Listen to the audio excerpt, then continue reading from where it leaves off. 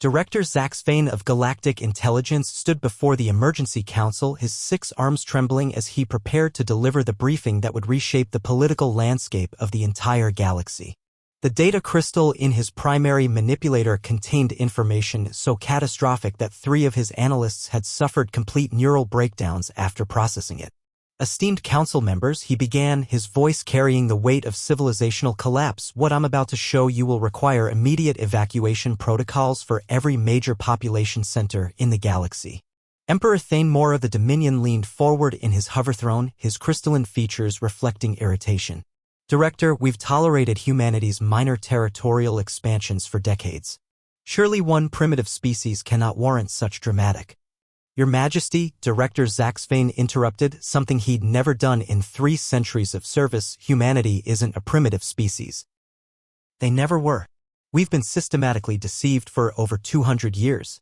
The council chamber, representing 12 of the galaxy's most powerful empires, fell silent.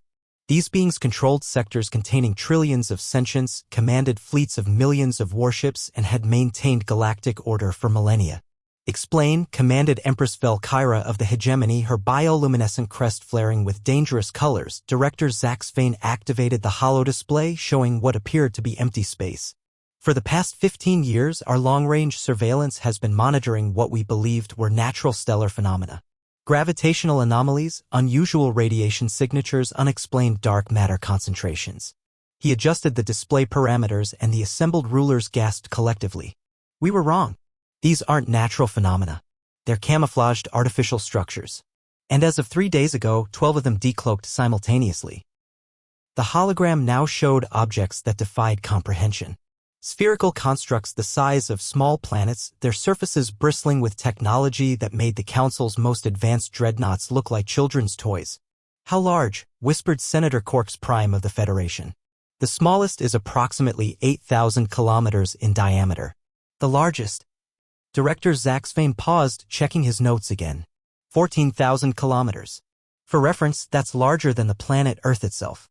Emperor Thanemore's crystalline form had gone completely transparent, a sign of absolute shock among his species. Impossible. The energy requirements alone would exceed the output of entire star systems. Correct, Your Majesty. Which is why each vessel appears to be powered by an artificial microstar. They've built contained stellar cores as ship engines. The implications hit the Council like a physical blow. Any civilization capable of creating artificial stars, let alone weaponizing them, operated on a technological level so far beyond current galactic understanding that all existing power structures became meaningless. How many? Empress Velkyra asked, though her voice suggested she dreaded the answer. Current count is 37 confirmed planet killers, with sensor signatures indicating at least 12 more under construction. But that's not the worst part. Director Zaxfane's remaining 3 arms were now shaking visibly. We've detected these installations in every major sector of the galaxy. The humans have been building them for decades, hidden in dark space, using construction techniques that bend space-time itself to remain undetectable. He pulled up a galactic map, red dots appearing throughout known space. Each dot represented a planet-sized human warship strategically positioned to command entire sectors. They're everywhere, breathed Chancellor Yexthan of the Trade Consortium. How long have they been planning this? Based on stellar engineering analysis, construction began approximately 80 years ago. The humans have been preparing for galactic warfare since before most of us even knew they existed. The chamber erupted in panicked discussions, but Director Zaxfane wasn't finished. 3 days ago, these vessels sent simultaneous transmissions to every government in the galaxy. The message was simple: submit to human authority or face immediate annihilation. They gave every empire exactly 72 hours to respond. Preposterous? Emperor Thanemore declared, though his transparency betrayed his fear. No species can simply demand galactic capitulation.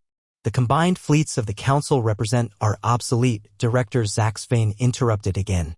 Yesterday, the Malhari Dominion decided to test human resolve.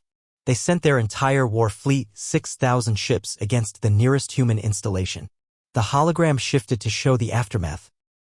Where a proud fleet had once existed, there was now only empty space and expanding clouds of molecular debris. The engagement lasted 17 seconds. The human weapon appears to have disintegrated matter at the quantum level. No explosions, no wreckage, just cessation of existence. Senator Corksbrime's voice was barely a whisper. 6,000 ships in 17 seconds? The human installation didn't even move, sir. It simply looked at them. Our physicists can't explain how, but the weapon appears to operate by convincing matter that it never existed in the first place. Empress Velkyra had begun the ritual shrinking that her species performed when facing existential threats. What are humanity's demands? Director Zaxfane consulted his data crystal. Complete dissolution of all existing imperial governments. Conversion to a confederation system under human oversight. Immediate cessation of all territorial expansion. And tribute payments equivalent to 40% of each empire's gross stellar product. This is madness, Emperor Thamor declared. We represent thousands of years of civilization, trillions of citizens, the accumulated wisdom of. His words were cut off as every display in the chamber suddenly shifted to show a human face. Not transmitted through their communication systems, but appearing directly on every surface capable of reflecting light. Esteemed leaders, the human said calmly, I'm Admiral Sarah Chin of the Terran Strategic Command. You've been debating our offer for quite some time, so I thought I'd provide some additional clarity. The image shifted to show a view from one of the planet-sized vessels. Through its viewport, a familiar star system was visible, the capital system of the Dominion Empire, containing 17 inhabited worlds and the seat of galactic government. We're currently positioned approximately 1 light hour from your primary worlds, Admiral Chin continued pleasantly. Our weapons are charged and targeted. You have 14 minutes remaining to accept our terms, or we will begin demonstrating what happens to empires that value pride over survival.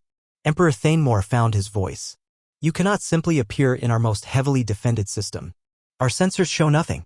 That's because we're not in your space-time, Your Majesty. We exist in a parallel dimensional layer until we choose to engage. It's one of the advantages of having 80 years to perfect transdimensional warfare while everyone else was busy posturing. The human admiral smiled, and somehow that expression was more terrifying than any weapon display. 13 minutes, leaders. And just so we're clear, we've had this conversation with every major power simultaneously. The first empire to submit will receive preferential treatment in the new order. The last? She shrugged.